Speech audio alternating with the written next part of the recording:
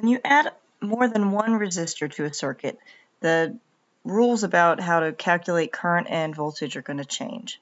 So two resistors that are one after another, like in this circuit, are called resistors in series. If there's no break in the circuit doesn't split or create a junction at any point. It's just one resistor, then the second. That is a series circuit. We can treat this just like it is one resistor, and we call that the equivalent resistance. The equivalent resistance for a series circuit is equal to the first resistor, the value of the first resistor, plus the value of the second resistor. So the equation is equivalent resistance for any n numbers of resistors that are done in series is the sum of the resistance of each resistor. Add them all together, we get the equivalent resistance. On your AP equation sheet, these are the equations you have for series and parallel circuits. For resistors, up here, these are for the resistors, and this is for capacitors. For this lesson, we're just going to look at resistors. For series resistors, this is the equation you'll use. It says the R sub S, or the series resistance, that's R equivalent, is equal to the sum of all the resistances for I. This is going from 1 to whatever your highest number is. So things to remember. In series, the current is going to be the same. The I value is going to be the same through this resistor and through this resistor. That's because current is conserved, so we don't lose current from going from one resistor through it to the next.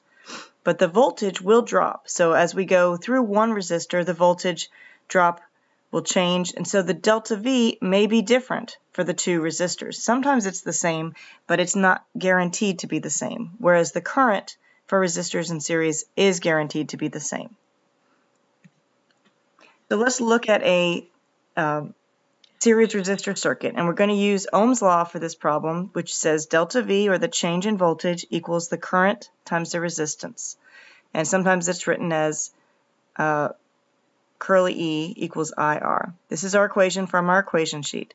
We want to figure out the current of this circuit. We know we have three resistors, they're in series, and we know the voltage. So we're going to use Ohm's law to find the current. So the first thing we want to do is figure out what is the equivalent resistance of the circuit.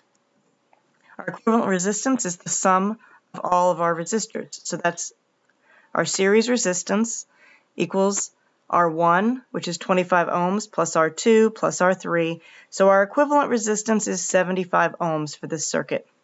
Now we know the resistance and we know the voltage. And we're going to use that and Ohm's law to find it with voltage over resistance, and we get a current of 0.12 amps. In addition to a series circuit, we also have another type of circuit called a parallel circuit. In a parallel circuit, there is a junction. The current goes to resistor 1, and it can also take another branch to resistor 2.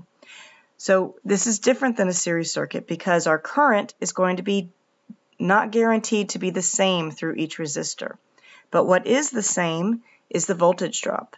The voltage drop across resistor 1 is going to equal the voltage drop across resistor 2. So the potential difference is going to be the same. So our junction law says that our overall current is split into current 1 and current 2, and that that's not necessarily the same. So to solve problems with parallel resistors, we're going to use an equation for the equivalent resistance of a parallel circuit. And this is what our equation looks like. Our equivalent resistance equals 1 over R1 plus 1 over R2, all of that to the power of -1. That is the equivalent resistance of two resistors that are in series. That's the equation for it. And on your AP Physics 2 equation sheet, it looks like this. This is saying 1 over the parallel resistance, or the equivalent resistance, equals the sum of 1 over each individual resistor. So things to remember, in parallel, our current is going to be different because we reached a junction and the current could change at different parts of the circuit, but our delta V is going to be the same for each branch of our parallel circuit. So for comparison, here are two circuits. This is a series circuit, the resistors are in series, and this is a parallel circuit, the resistors are in parallel. For a series circuit, the currents are the same for each. For a parallel circuit, the delta V's are the same. And these are our two equations that are on your equation sheet. So let's do a problem. This one is going to be with parallel resistors. We have three resistors in parallel. We want to find out what is the current provided by the battery. So we need to find our equivalent resistance for this circuit. We know our voltage, and once we have our equivalent resistance, we can use Ohm's law and find our current.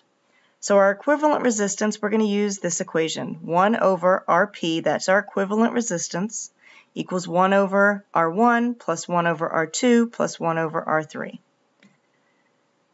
So we want to get it into our equivalent resistance. The way we do it is equivalent resistance is 1 over 58 ohms plus 1 over 70 ohms plus 1 over 42 ohms, and all of that is to the power of -1. That gives us 18 ohms. So now our equivalent circuit is, this is an 18 ohm resistor.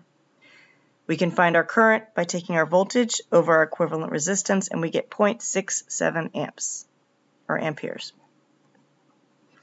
Now when we're doing these drawings, sometimes we're going to add an ammeter or a voltmeter to measure current or to measure voltage. We've used those in class, but we haven't drawn them in our circuit diagrams. An ammeter is drawn with a circle with an A in the middle, which says it measures current. You have to break the circuit to put an ammeter in, and you discovered that in lab, that if you didn't break the circuit, you won't be able to measure current. So it's drawn as just part of your circuit, just like a resistor. The wire goes to the ammeter, and then another wire leaves the ammeter. A voltmeter is different because a voltmeter measures potential difference. It will touch the circuit, but it doesn't break the circuit. So you can draw the circuit completely closed circuit and then add your voltmeter by connecting one wire to the voltmeter and then one wire back into the circuit. So the voltmeter is added in parallel to a resistor or whatever it's measuring the voltage drop on. An ammeter is measured in series to the circuit. And the voltmeter is indicated by a V in the circle. So which of these is the right way to connect those two meters, an ammeter and a voltmeter, to measure the potential difference across and the current through a resistor? Which of these pictures shows it correctly?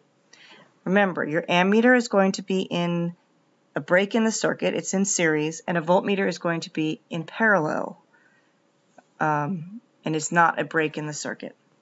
So the correct answer is C, because the ammeter is in the circuit, and here's our circuit, and the voltmeter is attached in parallel but does not break the circuit.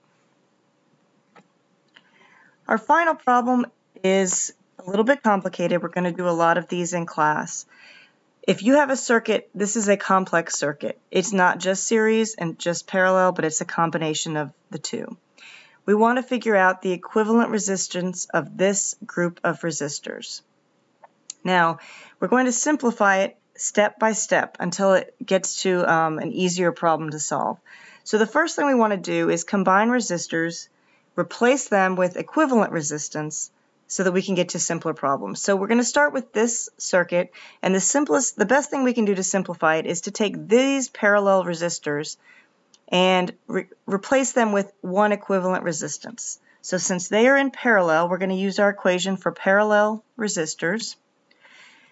The equivalent resistance of these two is 1 over 90 plus 1 over 45, all to the power of -1. That gives us an equivalent resistance of 30 ohms. So we can redraw our circuit with those two replaced with 30 ohms. Now we have another circuit. We want to simplify this even more, so we're going to combine these two resistors together in series to one equivalent resistance. For series, we're just going to add the two resistors together, so the equivalent resistance of these two is going to be 10 ohms plus 30 ohms, which is 40 ohms. Our final circuit that we're going to combine has 40 ohms on the left and 60 on the right. This is in parallel. We're going to use our parallel equation. So 1 over 40 ohms plus 1 over 60 ohms, all to the negative 1, is 24 ohms. That is the equivalent resistance of this group of resistors.